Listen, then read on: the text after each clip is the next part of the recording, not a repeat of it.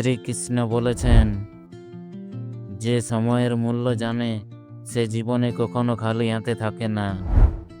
একজন সত্যিকারের বন্ধু সেই যে বোঝে এবং বোঝায়। জীবনের কিছু মুহূর্ত খারাপ হলে পুরো জীবনটাই খারাপ হয়ে যায় না। নিজে খুশিতে থাকতে শেখো, দুঃখী করার জন্য তো দুনিয়ায় যথেষ্ট। বিজয় তারই হয় যে হার জিতের চিন্তা ত্যাগ করে কেবল নিজের কর্মে মনোযোগ দেয়। যেদিন সত্যের সাথে একা দাঁড়ানোর সাহস আসবে, সেদিন থেকে আপনাকে দুনিয়াতে কেউ হারাতে পারবে না।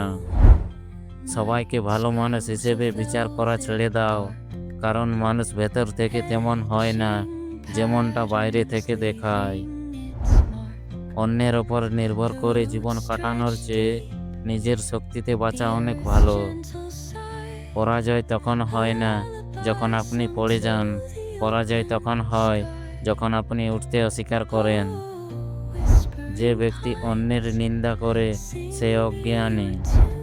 বিপদে ধৈর্য, সম্পদে দয়া এবং সংকটে সহনশীলতায় শ্রেষ্ঠ ব্যক্তির লক্ষণ।